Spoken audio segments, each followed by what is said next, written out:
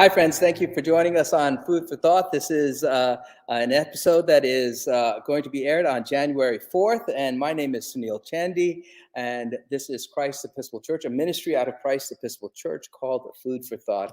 And we thank you for being a part of this experience with us. And so today is this is the beginning of a new year. It's the beginning of a new experience for many of us. And so we're still here. And this ministry, which is over 19 months long now, is something that we've been really engaging in, and we're going to lean into even more because we're still not only in the pandemic, but there's so much that we've done through this ministry, and so many connections that we've made, and so many people that have benefited from this, and not so many others out in the church, but also I personally have enjoyed my conversations here with all the guests that we've had. So there are some great insights that are being accessed by many, many different people through this ministry. And so we're going to continue doing it. And so this experience is a great one for us. And so to begin off this year, what I thought we'd do this time is continue or to have a year in review with none other than our Sharon Younkin, who is our therapist who comes on every 2 weeks. And so we've taped this ahead of time because it's going to be aired on Tuesday, January 4th. And Sharon is here with us. So Ben, please bring Sharon. Sharon, how are you? Neil, Happy New Year. Happy New Year to you. Is my mic okay? Do I sound okay? I think you sound good. Okay, great. I didn't know if I heard like a back. There's a little bit of a feedback back. Do you hear that, Ben? Yeah, I do. It'll fix itself in a minute. Yep, okay. You're good. Great. Happy New Year, everybody. Happy New Year. Yes. Thank you, Ben. Grateful for Ben too, and Father Sunil. So grateful for Ben. Ben is so important for us, and he's even been creative while we were on vacation. Look at it, the red. We have never looked better. Look at us. You always look good, but I love the red. Really I don't know, Father Sunil. I was reviewing some of our episodes over the past year. Well, you know what? We keep it real. I think that's the thing. That's right. Everyone got to see my pandemic hair, no haircut for a year. I love that. Yes, we're keeping it real. All right. So well, tell us about the year. What did you think? Yes, this was a good exercise. And, I do this with my clients, and I recommend. I'm actually I wanted to do this for a couple of reasons. Number one, I think it's helpful to me. And thinking about where we've been, where we're going. And I'm hoping that all of you will do the same. I do this exercise with my clients where we talk about where were you a year ago? What did you learn over the past year? How have you grown? What lessons will you take forward? And where do you want to go over the next year? Yeah. And so this is a wonderful exercise to do. I decided to focus on the conversations that Father Sunil and I had, because our mission, I believe from the beginning, has been to provide mental health information and support during this really challenging time for all of us, and to help inform all of you and hope that we all grow together in this journey. And so it's helpful to review some of the things too that we've talked about that might be helpful. I'll probably throw in there ways that I've grown personally as well, because that makes it a little more interesting and real, like Father Sunil is saying. So let me go back to, the first thing I saw when I went back over the past year was that dance video we had. Yeah. That was the first thing that came up. I loved that. We ended the last year, December 2020, with that beautiful online Christmas bazaar that the church had, which to me was so representative of being resilient during this time. And then there was that dance video. with Father Sunil and Christy and Dorothy and Caswell and Tammy and David and Wendy and Lisa and Allison and Dana and their baby and me. And so that just really started things off on the right foot for me. And then in February, we had some guests. We had my college friends. We do that walking group online. We've been doing that since the beginning of the pandemic. And we all talked about the importance of social support, self-care, play, mindfulness, radical collaboration. You know, Margaret Huang, who now is probably one of my closest friends, I only knew her as I didn't know her very well when we were at school, but throughout the course of the pandemic, we've gotten very close by this collaborating and providing social support and doing this walking group on our Facebook group online. And we'll have our college reunion in May, and she and I will be spending a lot of time together. And then also my dear friend Sarah, that I've been very close to for years. So I think that was, we started off with talking about ways that people can try to increase social support and as well self-care, and that's so important right now.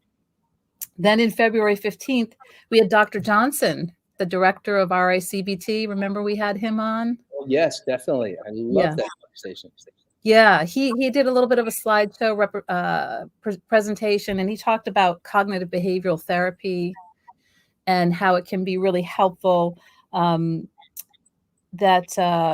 What were some of the keys from that? At that point, actually, we had 430,000 deaths due to COVID. Wow. This was February 15th. But he talked about how CBT can be helpful during difficult times because it keeps us open to the possibility of wisdom. Actually, you said this. You talked about you were keeping your mind open to the possibility of wisdom that you did not understand yet. And so I really appreciated the openness that you brought, Father Sunil, to you're open to learning from maybe others and experiences that they may have had. And you talked about finding joy and hope and connection.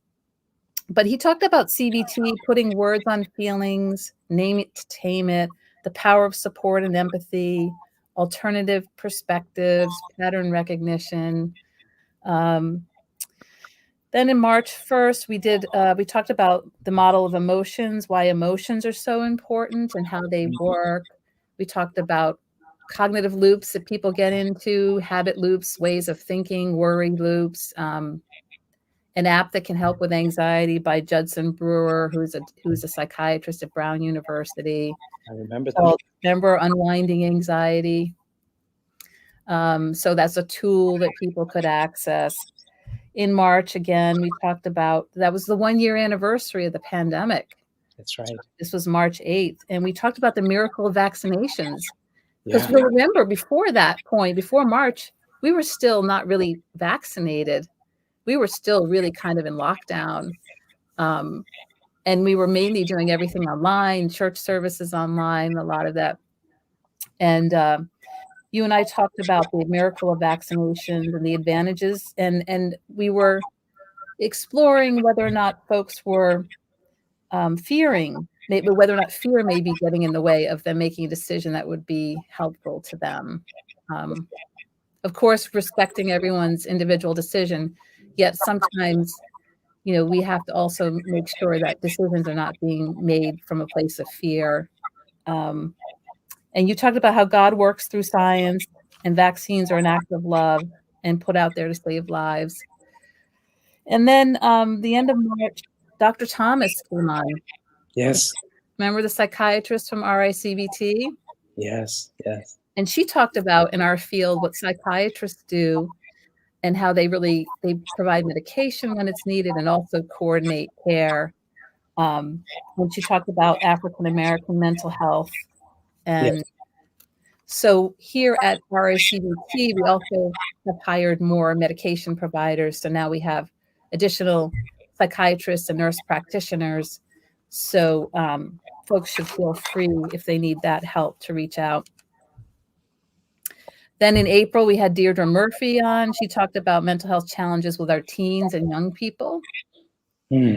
Yeah. As we know, and I think it's played out throughout the year. We could see at that point that we were going to have some challenges with that age group. Yeah. And still, they're the ones ages 6 to 24 who are most likely to report mental health struggles, increased mental health difficulties. Should I pause here? And No, I think I think what I'm thinking about more than anything else, as we're talking about this. I mean, and in the moment, I always think about just the particular show, but then giving this this view of a look back helps me to realize one thing. I mean, I'm just grateful that I had you as a conversational partner. Yeah.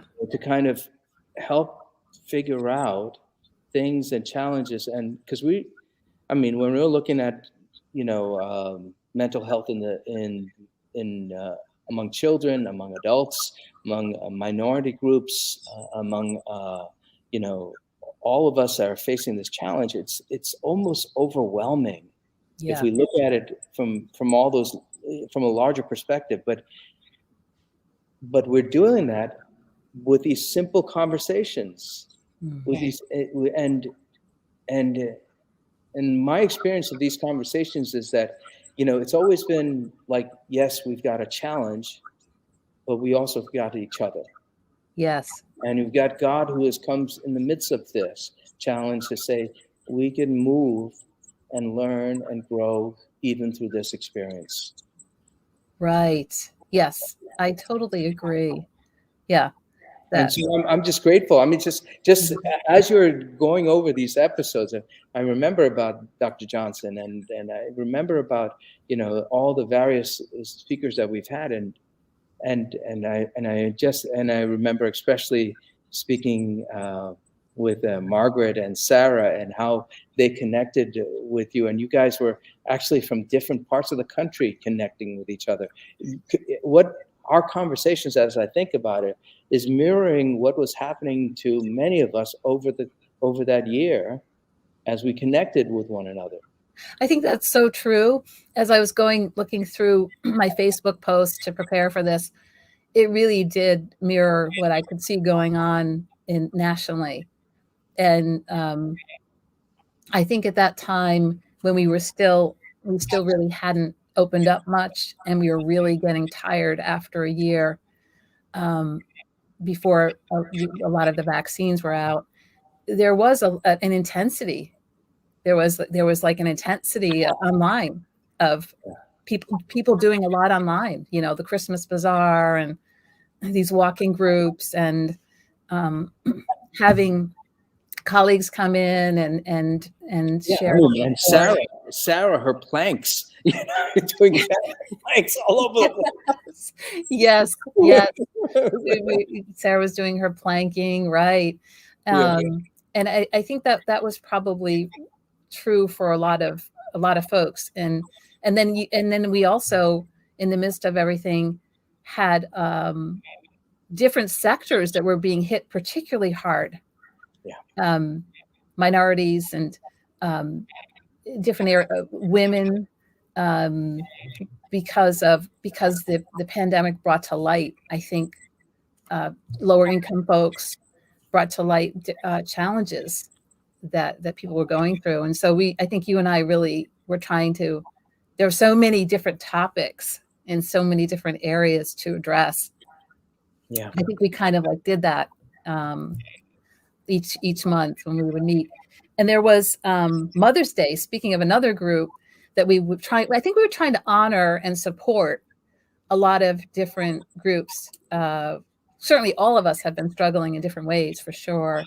But we were also trying to provide, when different events happen throughout the year, we were also trying to recognize and support those folks as well, and reach out and provide ministry. Right? Definitely. And Mother's Day, May 10th, we talked about the majority of our essential workers during COVID were women, according to an analysis that was done in the New York Times using census data. that 9 out of 10 of our nurses and nursing assistants were women.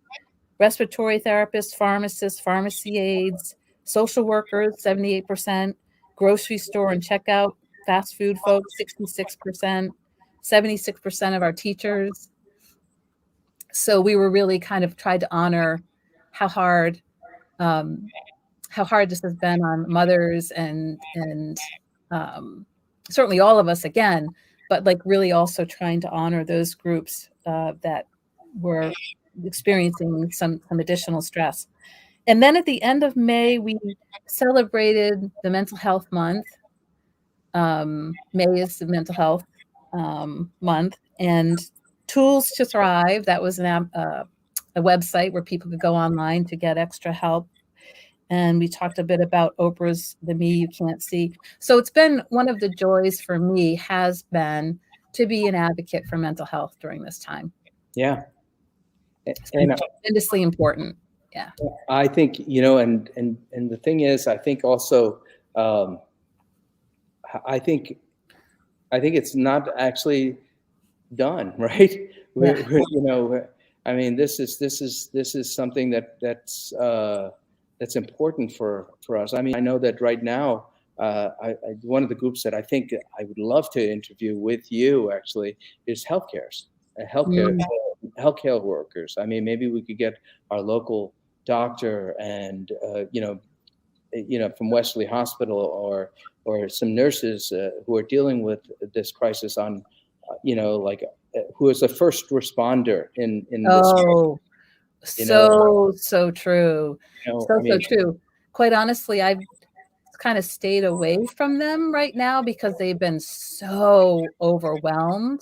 Yeah. And so, but I think you're right. I mean, I think we absolutely have to figure out a way to honor them and bring them on. I mean, they I think because my wife is a pharmacist and she works at the Hartford Health Care System, and she struggles with the pharmacy department and also with the nurses. She sees all the nurses and the doctors and all of the ancillary people that we don't necessarily think as working in the hospital, and as pivotal or important, but they are so important. Like the orderlies and the sextons, the custodial department, all of those people that we don't necessarily, when we think about a hospital, we think about a doctor, a nurse, a doctor, nurse, and maybe a pharmacist at times, but a doctor, nurse. But there's so many people who support the healthcare system, and how that is so being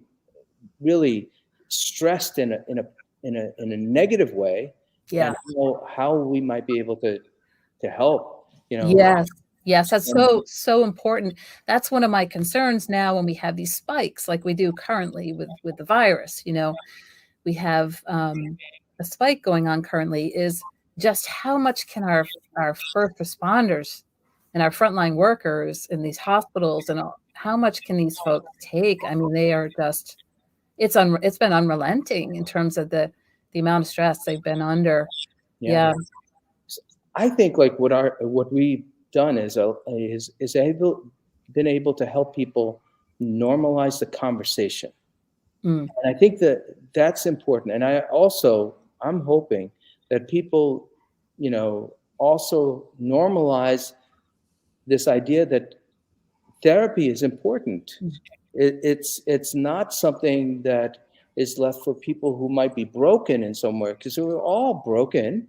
Mm-hmm. We all need to talk. We all need to express. We all need someone to help us sift through these conversations that we have in our mind, to help us deal with how we move forward day to day. And so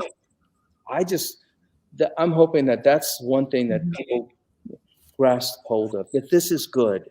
Yes. That the conversation is good. And God created communities in order to share knowledge and insight with, Right. Yes. Well, I'm definitely going to bookmark that. I'm going to think about that, the whole idea of getting we can talk about the first responders, and I think that's a great idea. Yes. Yeah. And sharing that. Yeah. Sharing knowledge for sure. we in June we did a Father's Day one, and we talked a little bit actually about that book that I had been reading, Rules of Estrangement. Oh yeah. Which was pretty powerful. I thought that 25% of American families struggle with estrangement, and that was a theme at the time when I was working with folks that seemed to be coming up, and also and then that around that time was when we also went back to church when the choir came back.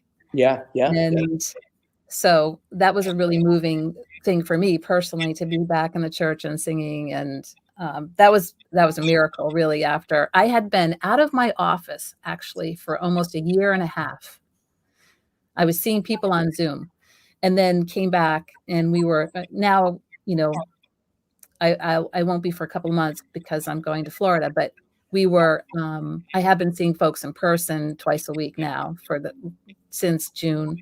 But that was so strange to be, not seeing my folks in person for so long. Yeah. Then we had Margaret on in July 19th, because she talked about mental health in the Asian community during COVID, because that's also been something that came up over the past year. And she talked about how your friendship, this is to quote her, your friendship, your kindness to your neighbor can change someone's life. I thought that was a really powerful comment or quote from that show. And we talked about service and volunteering. And the volunteering, again, is always a great way to help your own emotional well-being. And then we had Dr. Allison Hart-Young on in August, and she talked about teachers, because they also have been first responders to our children, Yes. actually, and how much they contribute to the mental health of our children. In September, 4 things you can do over the age of 50 to feel better. Then in October, self-compassion was a big theme. I was doing my self-compassion group, and that's still a big theme. That's going to be a big theme for the next 2 years as we deal from the fallout of all of this. Mindfulness, common humanity, and kind self-talk are key to us to remember. In November, we had the PTSD show with PTSD and veterans. We talked about interpersonal challenges during the holidays. And then December, the holiday show this year, I did choose something that was a little bit more, I was really thinking about the folks who can sometimes feel left out during the holidays. Yeah. Folks who had losses and who are grieving and mourning right now, and just trying to provide hope, because I think that's a big thing for me too. We don't ever want people to feel alone, and we don't want them to feel like they're a burden. Those are two of the things that we don't want to happen.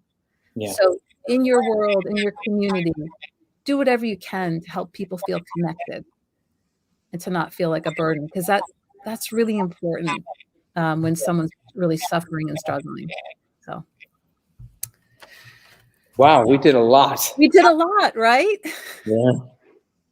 Yeah. We did a lot.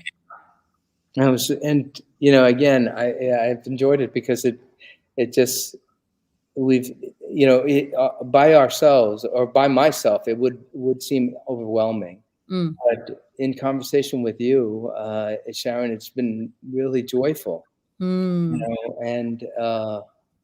it's interesting because I think people are also, in my groups of people that I meet with, one of the insight that I've been kind of getting from them is the idea, before people, at least in my conversations, people seem to shy away from challenges.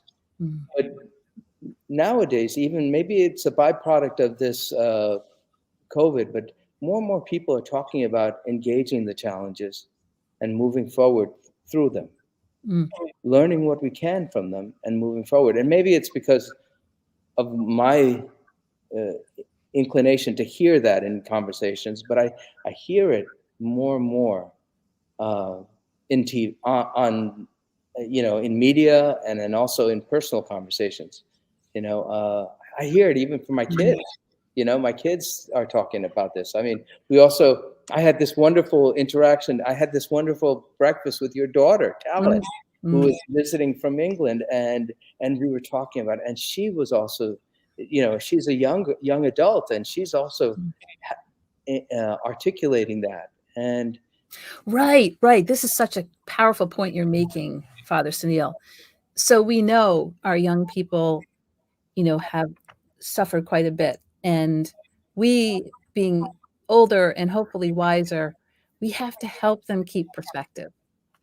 We have to help them understand that life has periods of time that will have struggles, and you have to learn how to feel comfortable with feeling uncomfortable. Yeah. And continue to be persistent, and continue to allow for your feelings, of course, validate that, allow for your feelings, and also figure out how can you be flexible, how can you problem solve, how can you think creatively, that whole balance that we're talking about. And we can help them to see that. Sometimes when you're in your 20s, you think there's only one path. Yeah. This is the one. If I, oh, that was the one, that was the key to me having the perfect life, and I didn't do it, or that didn't work out the way I wanted to. No. There are many paths any one of us could live to have a good life. I could have been a flamenco dancer. That would have been interesting. Or I could have been a gospel singer. I don't know. Like, or an anthropologist. I mean, there are lots of things that I love. Yeah. Unfortunately, I'm not very good at flamenco dancing, but but some kind of dancer, I would have been very happy. In other words, and I'm very happy doing what I do now. But we need to understand that things are temporary. Struggle is temporary, and we can learn from it. And yes, we will feel pain, but that's okay. You can do it. You can allow for painful emotions, and you can get through them, and you can get to the other side, and you'll get stronger by doing that. I think this is what you're talking about. And then we can face things. Yeah. And so I love hearing you say that, and you're noticing that in others too. I am noticing that. I mean, that's the thing that and I think that's a byproduct, or that's a product of the struggle that we're currently in. And I hope that we never lose that insight, Yeah. And speaking of the struggle we're in, as we look forward, I wanted to mention something. I saw an interesting post online, and folks could Google it. His name is Nick Christakis, and he's a Yale sociologist, and he talks about respiratory pandemics, and typically they consist of 3 phases. The first phase is the immediate wave. It sounds like the first 2 years, where we're near the end of the first phase, where people are close to herd immunity. Eventually, he's probably by the middle of 2022, he talks about most people will either be vaccinated or have had the virus. And then the second phase will go from 2022 to 2024, where he says the clinical, psychological, and social aftershocks of the virus will occur. Wow. So the clinical, psychological, and social aftershocks. So it's good that we've been preparing for the last 2 years. You guys, we've been working on our tools. We've been preparing and having these discussions, because the next 2 years, we're really going to have to apply them. Yeah. And we're going to, it's one thing to listen, but I'm also a big believer in application. And then 2024, he talked about post-pandemic, where people will pretty much be celebrating and living it up. So. Well, hopefully by that time, we'll also be able to kind of keep the insights that we've learned through these challenges too. Yeah. Because there's going to be another challenge that's going to happen sometime. That's life. Life is always filled with challenges. It is. And how we work through them is just as important as getting to the other side of them. Mm-hmm. I totally agree, 100%. Yeah. Sharon, I'm just grateful that you're here. I'm grateful that you're going to be here with us as we continue to have these conversations. But I know that this time is now ending for us. And so hopefully we will meet with each other in about 2 weeks, and we'll have another conversation. Yeah, we'll continue on this journey and see where it takes us, right? Yeah, amen. Thank you, Sharon. God bless you, okay? God bless you too. All right. I think we've ending our time together, and so let's end with this prayer that we've always ended with, and it's a prayer written by Bishop Thomas Brown of Maine. The Lord be with you. Let us pray. Jesus Christ, you traveled through towns and villages, curing every disease and illness. At your command, the sick were made well. Come to our aid now in the midst of the global spread of the coronavirus. Heal those who are sick with the virus. May they regain their strength and health to quality medical care. Heal us from our fear, which prevents nations from working together and neighbors from helping one another. Be present with those in authority who are making hard decisions. Support the medical professionals, emergency responders, counselors, and caregivers. We ask this all in your name, Jesus. Amen. Join with me in the Lord's Prayer. Our Father, who art in heaven, hallowed be thy name. Thy kingdom come, thy will be done, on earth as it is in heaven. Give us this day our daily bread. Forgive us our trespasses, as we forgive those who trespass against us. And lead us not into temptation, but deliver us from evil. For thine is the kingdom, and the power, and the glory, forever and ever. Amen. Friends, go in peace to love and serve God. Let this year be filled with joy and hope and light. The world needs this type of light, so pass it on.